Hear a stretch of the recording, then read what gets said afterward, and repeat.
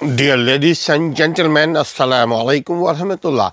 Today I am going to discuss about Article 46, Constitution of Pakistan, 1973. What does Article 46, Constitution of Pakistan says about duty of Prime Minister of Pakistan in relation to President? Respected friend, knowledge is a powerful tool for successful people, especially if you have legal knowledge, if you have your basic knowledge, if you know about your fundamental knowledge, then nobody can deprive. ہمارا belief یہ ہے کہ وہی قومیں ترقی کیا کرتی ہیں جن کا قانونی اور آئینی حق معلوم ہو، لیکن ساتھ ساتھ ہم یہ ایک بات ضرور کرتے ہیں ناظرین کہ جہاں حق ہے وہیں فرض ہے. یعنی اس کو ایکسپلین ہم اس طرح کرتے ہیں کہ اگر کہیں پہ میرا کوئی حق ہے تو وہیں پہ کسی اور کا بھی حق ہے.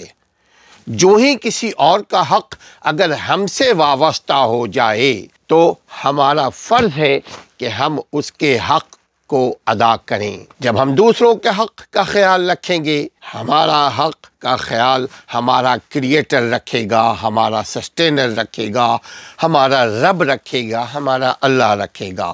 اور دنیا کا بھی ریت یہ ہے کہ اگر آپ لا ابائڈنگ سٹیزن ہو، اگر آپ قانون کا احترام کرنے والے شہری ہیں تو یقین کیجئے آپ کی عزت دوسروں سے زیادہ ہوگی. آپ دنیا کے دوسرے افراد سے زیادہ تیزی سے ترقی کر پائیں گے. بٹ نیڈ یہ ہے، ضرورت یہ ہے کہ according to matter you have to know your rights. Then اسی لیے ہم آئین اور قانون کی بات کرتے ہیں تاکہ آپ کو آپ کا آئینی حق معلوم ہو سکے. Article 46 says about Prime Minister in relation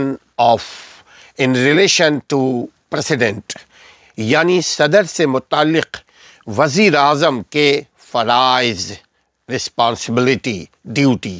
وزیر اعظم کا یہ فرض ہے، وزیر اعظم کا یہ فرض ہوگا کہ وہ اپنے ملک کے صدر، جس ملک کا وہ وزیر اعظم ہے، اسی ملک کے صدر کو وفاق کے امور کے انتظام، یعنی وفاق کے امور کا جو بڑا ہوتا ہے، جو ذمہ دار ہے، وہ ہے وزیر اعظم. لیکن کانسٹیٹیوشنلی جو بڑا ہے وہ ہے صدر. صدر کو آئینی حقوق حاصل ہیں، لیکن پارلیمانی نظام سیاست میں، پارلیمانی نظام حکومت میں کچھ یوں ہے کہ وزیر اعظم کا یہ فرض ہوگا کہ وہ اپنے ملک کے صدر کو وفاق کے امور کے انتظام اور قانون سازی، یعنی لیجسلیشن، یعنی میکنگ لا کی تجویز سے مطلع کرے، آگاہ کرے، اور ساتھ ساتھ کابینہ کے فیصلوں کی بھی صدر کو مطلع کرے بر وقت، چونکہ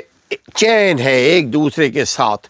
دا prime minister shall keep the President informed. President to be kept informed. Article 6, Para 1 says, the Prime Minister shall keep the President informed on all matters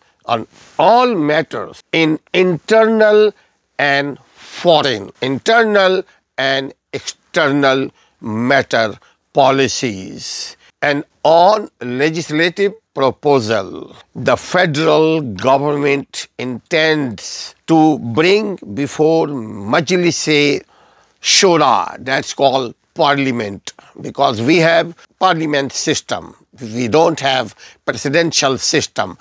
But president and prime minister, they have to collaborate each other.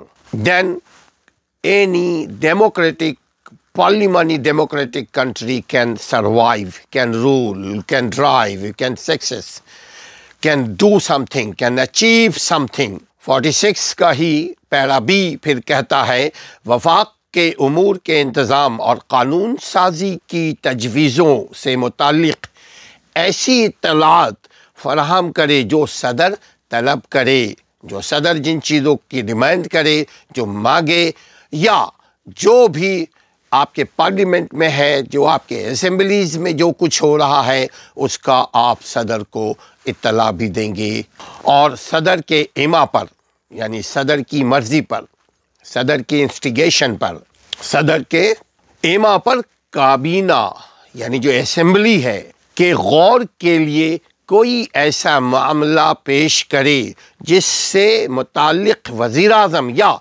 کسی وزیر نے فیصلہ کر لیا ہو لیکن جس پر کابینہ نے غور نہیں کیا۔